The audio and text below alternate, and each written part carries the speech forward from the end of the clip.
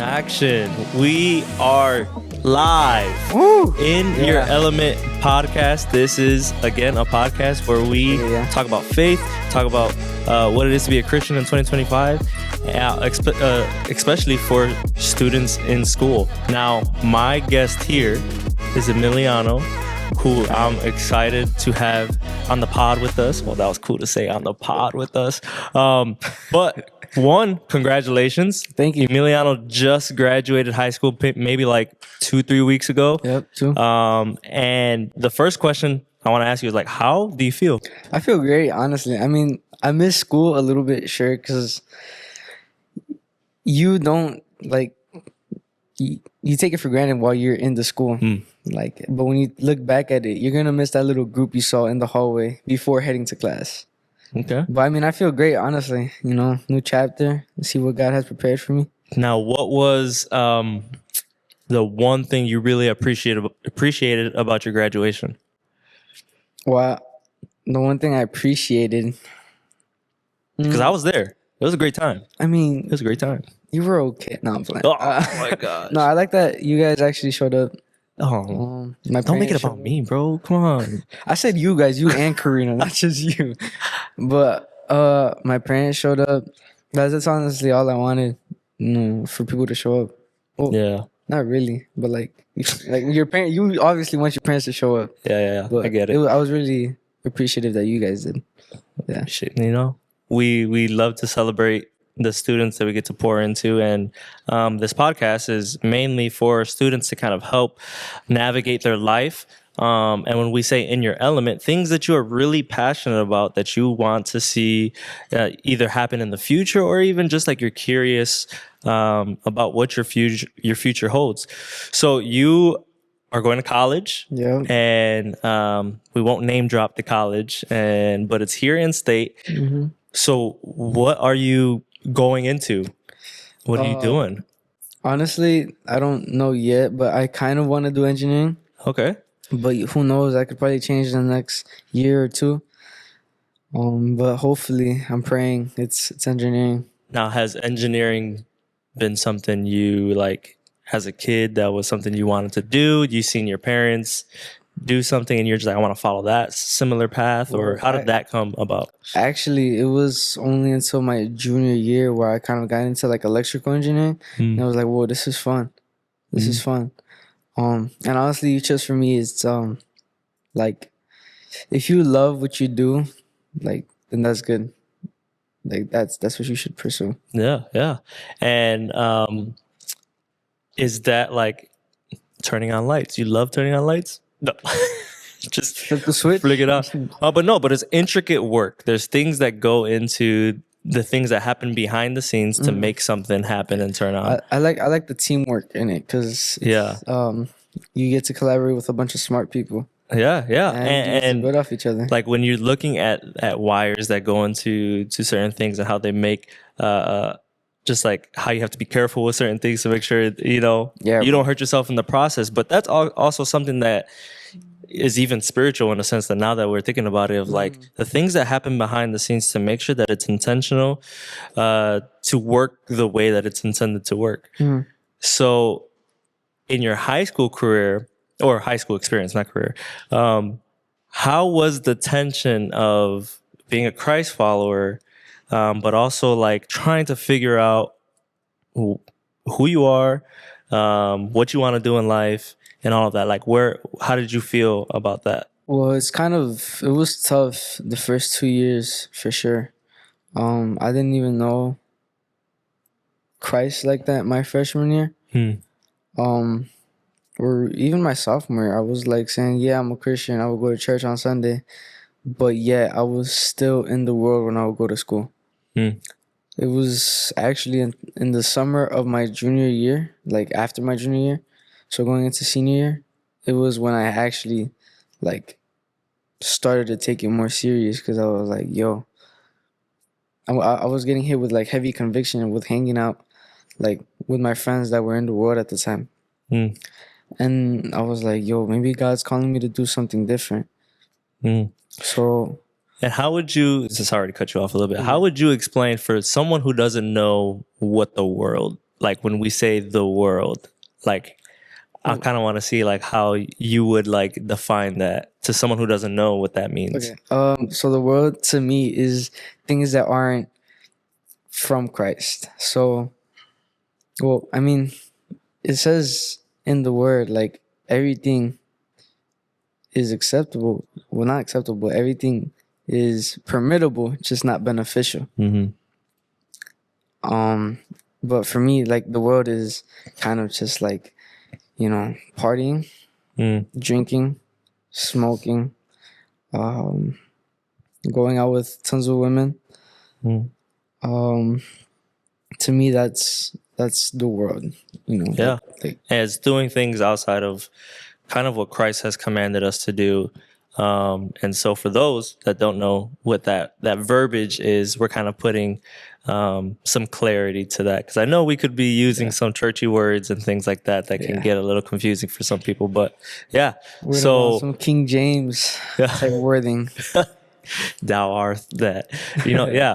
But so like, how did you feel about, because I know you said around your junior, senior years when you started to get a little bit more serious. Yeah.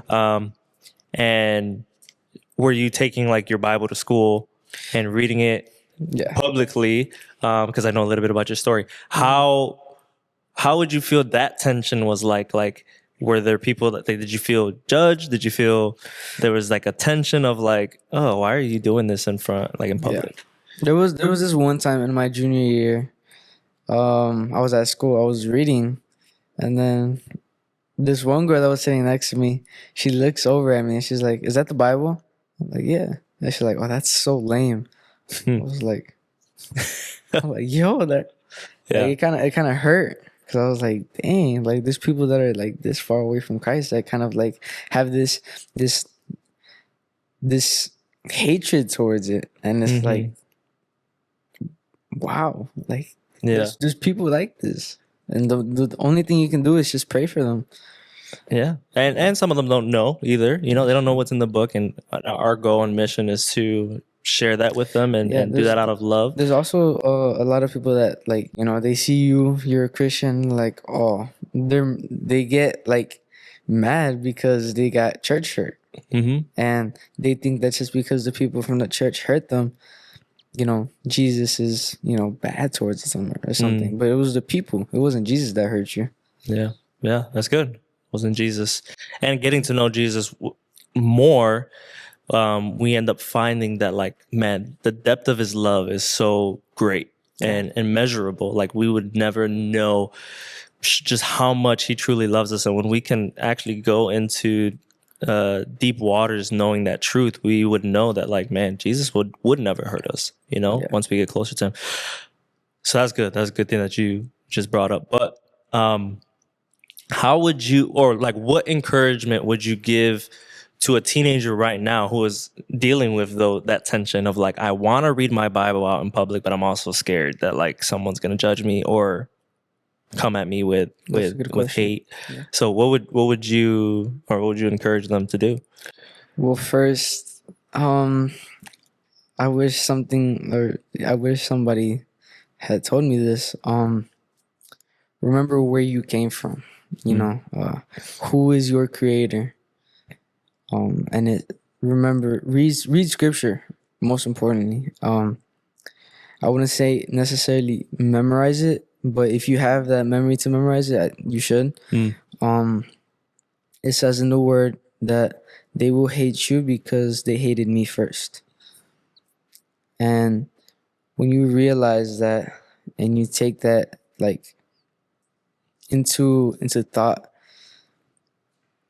you'll realize that they're not hating you for reading it in public.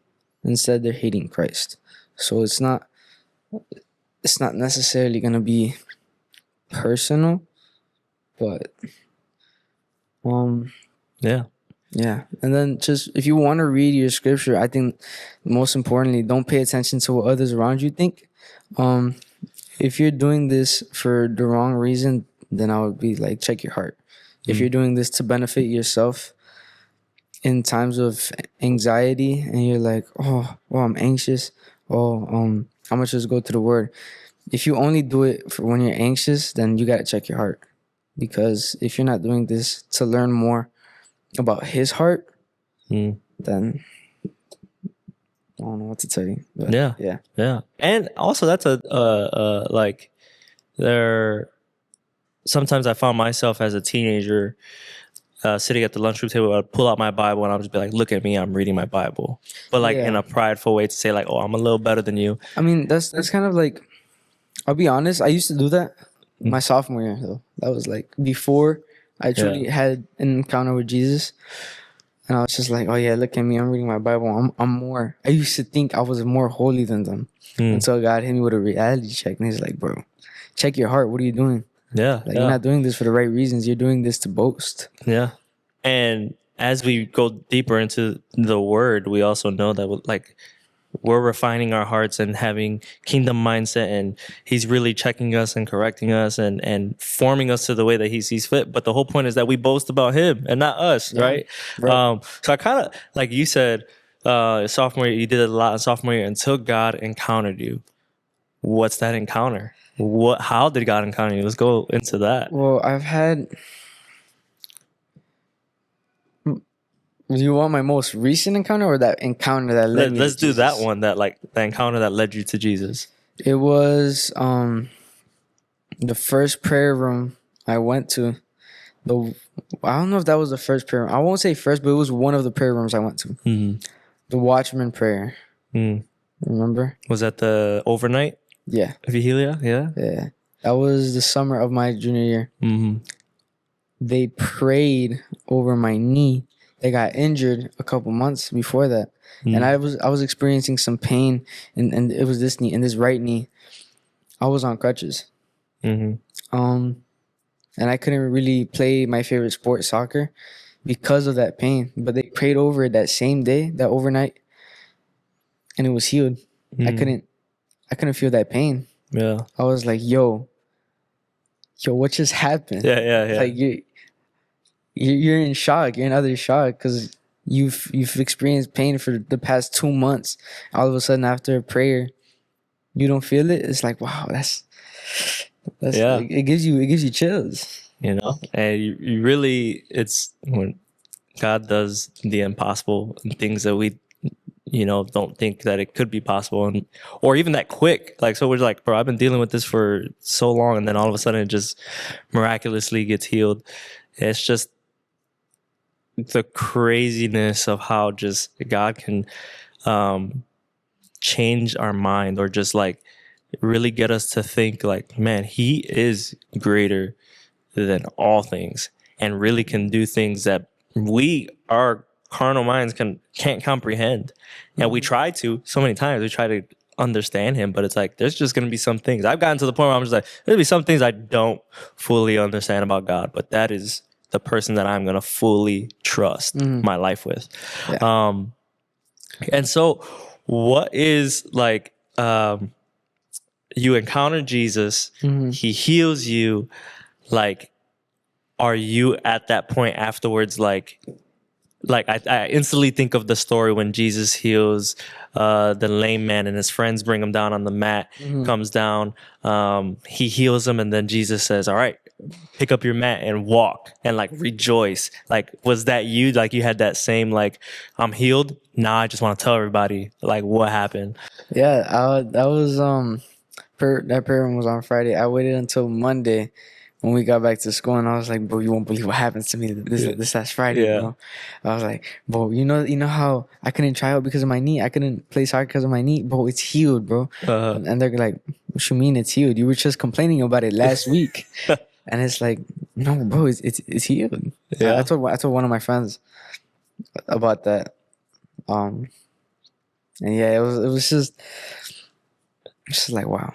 Yeah, it's wow. And now, how would you say, or what would you say was like difficult? Like, I know God tells us to commission, tell others about Christ, and for you, I've witnessed you bring friends to church, to youth group. Like, how much of that was hard? how much of that was like a lot of just, hey guys, like the invitation was always there, and then like how much of that like one made you feel? How did that make you feel if they rejected or if they said yes? And then also, how did it make you feel when you actually saw them like come to church? Well, so I'll give you when I first started to invite friends, it was just kind of like, you know, in the moment we're hanging out in the hallways, or we're on the phone, we're playing the game. Yeah. And it's like, yo, bro, you trying to come to church this Sunday? There's some people that will be like, oh, you know, and I respected the, like, you know, I'm Catholic. I'm like, no, that's cool, don't worry.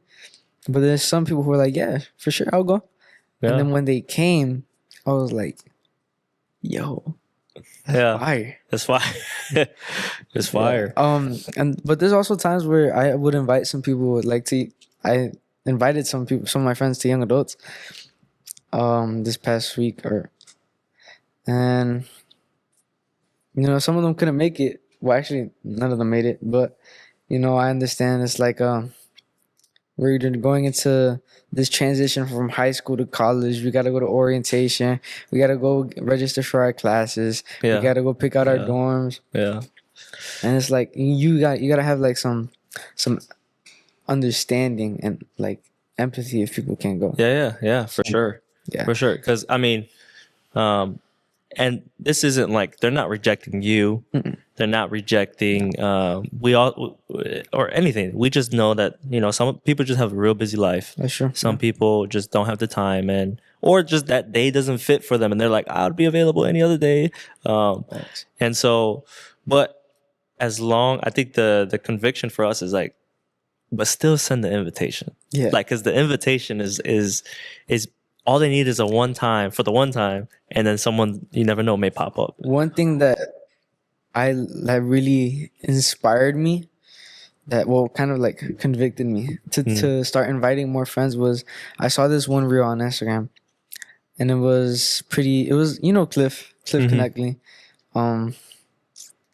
I saw it, and it was like, so it was a guy, he was explaining it like this. He was like, imagine I don't tell somebody I used to play basketball with about Jesus, and I don't invite them to church.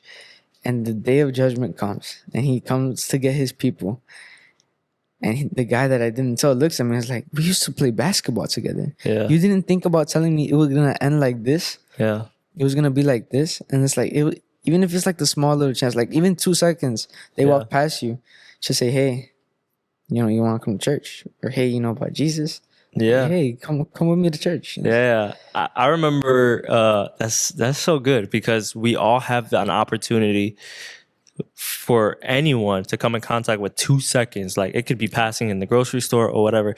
I remember in a training that I was doing, or I've heard someone say, try to do an elevator pitch.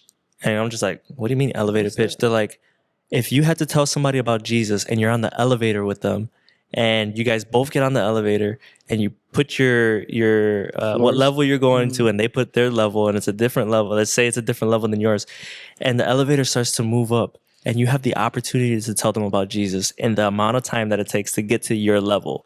Let's say their level is higher than yours. How fast and how well can you do that? And it blew my mind, because I'm like, man, I never thought of it that way, to like, not that like I have to pitch Jesus to somebody, but to say like, how can I get you or invite you to something with the small amount of time that I have? Because if that time does come where someone's just like, dude, I've been around you so long, you never told me about Jesus. That's why it's like, any opportunity that we have, we should be able to have this conversation and say, have a pitch to tell them about Jesus. And so I love that, because it brought back memories of that idea of like having that interaction with anybody. That's actually a good way to think about it. You know, every opportunity can be a blessing. Even if they reject your invitation, you could be like, okay, what can I learn from this? What could I do better next time to invite the person? Like, was I too harsh on them? Was I pushing it on them? Should I be more instead like more nice, more like, hey, like, you know, ask first how the day was. Yeah. And that's right. I like how you brought that perspective because it's self, like we're trying to grow self, but then also think of the perspective also like, yeah, they might have not accepted what we said, might have whatever. But the seed was planted. Maybe this was their first time hearing something, but the seed was there. And at some point, maybe in the future, a year, 2, 5 years from now, they can look back and be like, yo, but there was this man on the elevator for 2 seconds that told me about this Jesus guy. And then the curiosity comes in. Yeah. And it's like, I love how we can have the two perspectives of, well, how can I grow in that area? How can I present Jesus well and better? But also like, oh, but the seed was still planted. Yeah. Okay. You know? That's fire. And that's so how okay, this is good. For someone who's in high school that is also dealing with that, because we want our friends to come to youth group, we want them to come to church, we want them to experience Jesus, but we also get scared of telling people about it.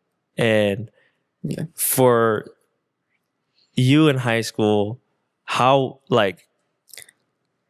was that difficult? Like, did people see that you went to youth group and they had asked questions, or was it something that you always had to bring up? There would be occasions where there would be like, some people would ask and be like, hey, I heard you go to a youth group. Or there would be times where I would bring it up and then the conversation would kind of just flow from there. But I mean, for a high schooler that's struggling with that, or not struggling, but kind of like scared to invite people to go to church with you, I think one is the fear that you actually have is the fear of, what are they going to think about me if I say this? The fear of rejection. You have to be understanding that not everybody will be able to make it if you invite them, and don't take that. If they reject the invitation, don't take it personally.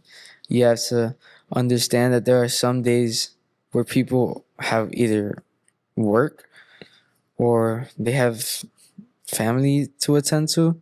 You have to be understanding and compassionate. But still don't stop inviting them. Yeah. Because one day they're going to be like, he keeps inviting me. I'm going to go this time. Yeah. Or he or she keeps inviting me. I'm going to go this time. And it's just,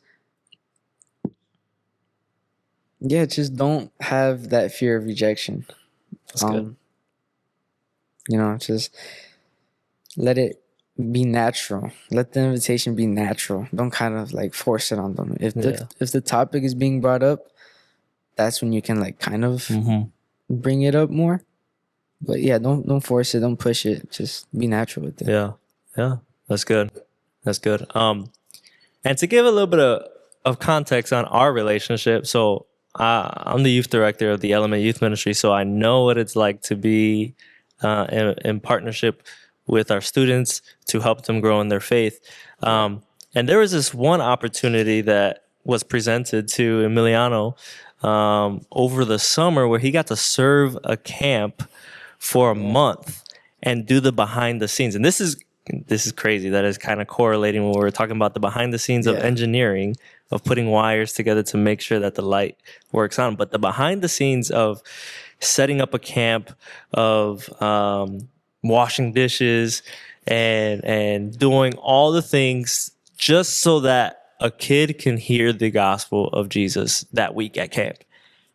How was that experience for you? Was it tough? What'd you learn from it? And how did God just really show up for you in that moment? It was a fun experience. I enjoyed it. Would I do it again? Yes. But there was times where some kids would be like, "Hey, what are you doing here? Like, what are you doing here?" Like, they would question, like if you were a housekeeper, let's say, they would question, "Hey, what are you doing cleaning my room?"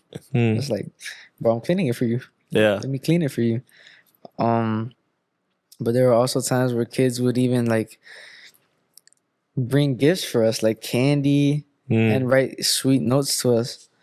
But the behind the scenes, it was like we can create this environment of stress free for the kids. They don't have to worry about washing their dishes. They don't have to worry about cleaning their rooms. Like, we're doing it for them so that they can just experience what the love of Christ actually is and learn the word, like, without having any distractions set in front of them. It was a good experience. You said, what did I learn from it? Yeah, what did you learn, and what did God just like, how did he show up for you there? Dang. What I really learned was that most of the work that God does is behind the scenes. We may not see that he's truly working, but deep down, he really is. It's like, it may not be visible, but he's working for sure. That's good. That's good. And to give context, these are high schoolers that are serving middle schoolers and high schoolers to have an experience of camp and to know, for many of the kids that are coming to camp, it's either the first time going to be able to hear the gospel of Jesus, and these high schoolers or him got to serve other high schoolers. So when he said, "Oh yeah, other high schoolers are asking the question, why are you serving me?" It's like, well, I want you to experience the fullness of Jesus, just the way that I was encountered. Yeah, you know, and that's such a powerful, just way of showing the love of Christ, even though the work was hard. And even though you guys are probably working for hours, and some of the rooms are probably mad dirty. I know youth ministry, I know cabins, they stink. Oh my gosh. Especially those dude cabins, bro. Those are, man, the odor that comes out of there. Oh, the odor that comes out of there is ridiculous. But the service and the servant heart that comes out of there from teenagers that helped in that way, just to see a glimpse of Jesus. Yeah. And that was the hope, right? Is that the seed that got planted there will go back home with them and not just stay there. But the thing is, like, once you plant that seed, it's up to that other person if they decide that they want to water it or not.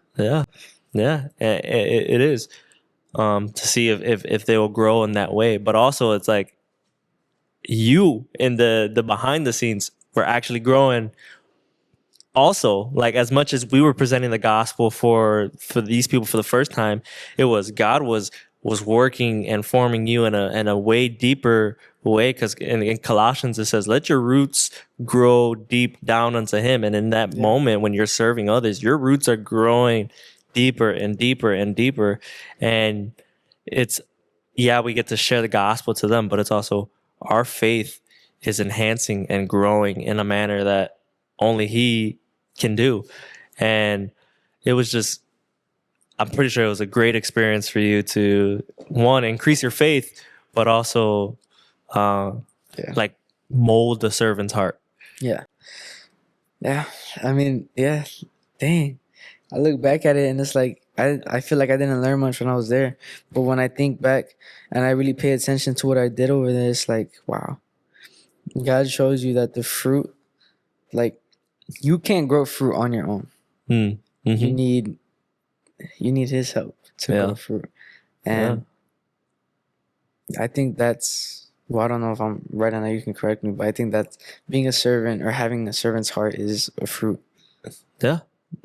I mean, being just like Jesus is what we're supposed to strive to be. And he was the perfect servant. Yeah. Like, he washed his disciples' feet. He had conversation with people. He served those. He ate at tables with sinners and had conversation with them. And yet, like, that's the all-powerful God who came as flesh and came to be a servant and to have a servant's heart. And we're supposed to reflect that as well. And but it was hard work. It was hard work. And that lets you know that faith and trusting in God is also, like, there's going to be moments where we feel very great. And then there's going to be times where we're just like, man, this is hard. Like, what am I doing? What am I doing? And how many times have you had those that? Those like at the camp or like in general? In general, in your faith walk, like in your life. Man, it's like, I'm gonna be honest, a lot of times. Yeah. You're gonna have, well, I had a lot of times of confusion. A lot of times of like doubting. And just even after like sinning, you get that thought of like, what am I doing? Like, this is just temporary. Like, if I were to say it, I would go and drink or get drunk. It would be like only in the moment. I wouldn't feel this the rest of my life. It's just for that little moment. Yeah. You get that clarity and you're like, dang, what am I doing? Yeah. Right? And it's just there's gonna be a lot of moments, especially as a young teenager that is on their walk with Christ in high school. There will be moments where you will be stuck. You will feel stuck. You will feel confused, and you will feel like you're not worthy. But in reality, is you were worthy enough for a man that you didn't even know to die on a cross for you. So I think just carry that in your mind with you at all times. Remember that Christ died for you and for your sins. Yeah, I think that's okay. Preach the word, dog. Preach the word. You know, and that's what I love about that is that in your teenage years, it's probably one of the most pivotal points of your life because you're figuring out who you are. You're trying to figure out what you want to do in life, and you're navigating just everything that's being thrown your way. And then if you're following Jesus, you're just like, man, that's a whole nother thing to add on top of that. And we put a lot of the stress on ourselves where we say, well, I'm not worthy enough. I'm not good enough. I don't have this skill. I can't do all of this. But what you just so eloquently displayed is that Jesus is enough. So that way you are enough. Yeah.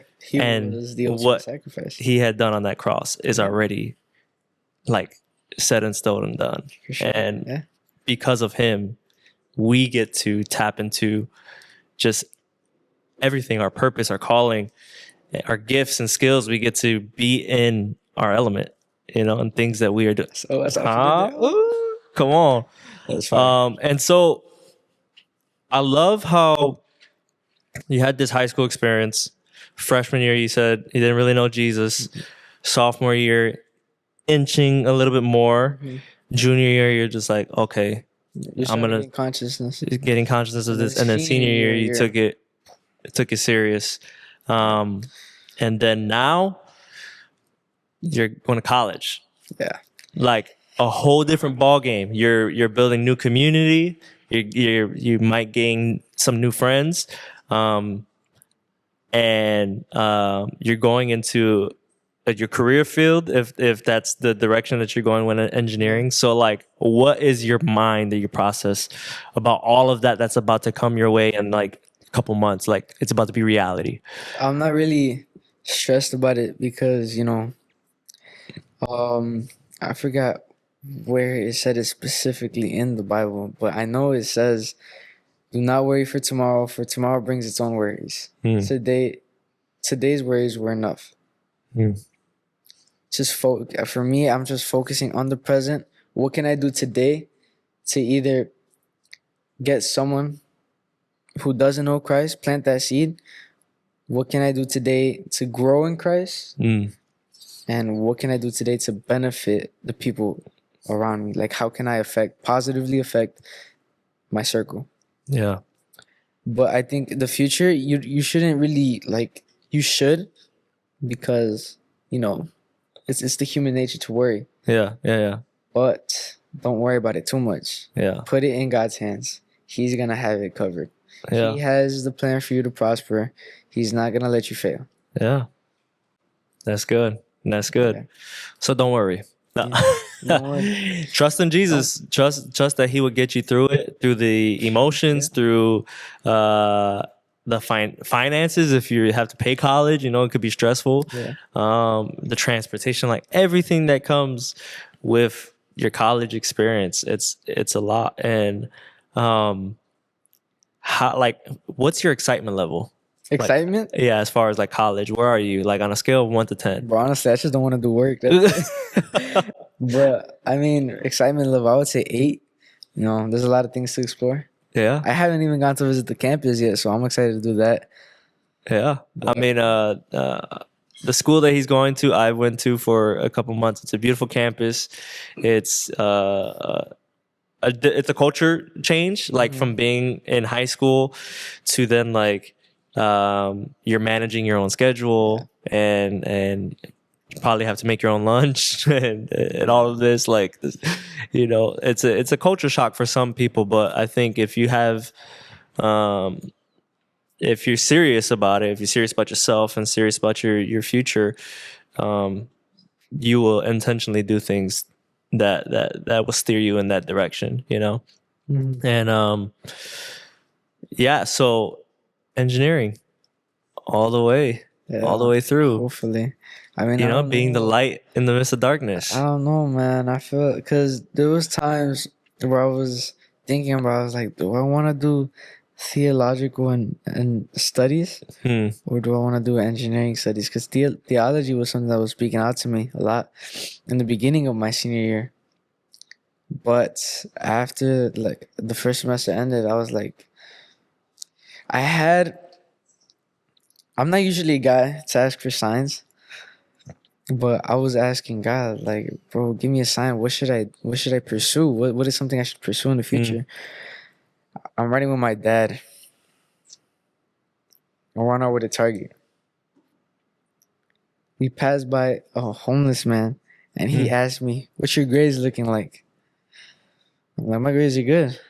And he tells me is go into engineering or coding, one of those two.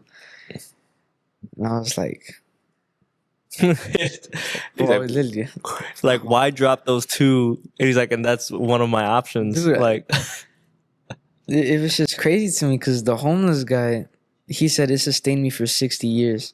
If you put your mind to it, it will sustain you for more than 60 years. And I was like, in my head, I was like, bro, I literally just asked God for a sign, and this is what the homeless man tells me. So that kind of like led to my shift from theological studies to engineering. Yeah. And I was just like, bro. Yeah, that's the way he uses other people to talk to you. Yeah, that's good. That's nice. That's good. Yeah. And it's like, you're just like, whoa, that's a sign that like I never thought would come my way, of like someone even like naming something that like is something that I was thinking about, like, and then you give me the option. It's like one of the options that I was choosing. So that's a crazy story. That's cool. And you just really just don't know how God's gonna you really don't gonna work. It also like that's also the beauty of it, because I mean Proverbs 20:24 says our ways are directed by the Lord. Who can understand his ways? And it's like when you think about it like that, I mean you can't really understand what he's about to do next. You can't play chess with him, bro. You can't see his next move. He got his level of play is far advanced and way greater than ours, and he knows everything that's on the board. And what's great too is I know that like a lot of people have like, you know, in high school they take their faith serious and they want to go into like theological things. They're like, oh, maybe my purpose is ministry, maybe my purpose is this, maybe, you know. But I loved how like we can also do ministry while also having a job that isn't direct in ministry. Like, and when you think of engineering and when you think of doing things that's going to impact community and bring light in places that may have been in darkness, or just like really help in that area, it's like, that is ministry in the way that I intend for something to happen, or the way that I really help someone out in that way, or create something, or bring light to something. It's like God's working in that also. And it doesn't have to be direct like ministry work, but it's like that is ministry and the purpose that God's calling you. Like, and you never know through the 2 seconds that we were talking about, like the elevator, you never know as you're in work, you're having a conversation with someone about Jesus. It's crazy because when you got Jesus in you, I mean, most people could tell. But if people can't tell that you got Jesus, and you gotta check what you're doing. Yeah. Cause there's a type of glow that you get when you start living in Christ than when you were living in the flesh. When you were living in the flesh, people were like, "Oh yeah, he's one of us," Like he does the same thing we do. But when you start living in the spirit instead of the flesh, you get that glow, and they're like, "Whoa, something changed about you. What's going on?" Yeah. And it's like that glow can bring light to, like how you said, it can bring light to like the dark places. Yeah. And maybe the dark place could be your workplace. The dark place could be your home. The dark place could be your school. It could be wherever you go. There's darkness everywhere, and that's the sad reality. But wherever you go, you're gonna encounter a little bit of shade of darkness. Yeah. And Jesus says, he tells his disciples, if you have the lamp, don't put it under the bed. Keep it on the lampstand, so that way it can shine in the midst of darkness. So in your element, shining in the midst of darkness, don't be afraid. Emiliano has said it. Don't be afraid to shine the light. Don't be afraid to read your Bible in the lunchroom. And don't be afraid of rejection. Be bold, be confident, and keep inviting, because you never know when the seed will actually take fruit, and you never know when that person is curious and wants to know more about Jesus. So that wraps up our time. I think the conversation was great. I'm excited to see what God is going to do in your life and in college and from here on out. And we might have to ask similar questions the year after year one to see where your mind is about engineering. But part 2 next time. Yeah, part 2 for the part 2. But yeah, we're excited for you. I'm excited for you. We're excited for them too. But we're excited for you guys. Be confident, be bold, share Jesus. Thank you guys for tuning in. Like, share, subscribe this. And we will see you guys next time. Bye.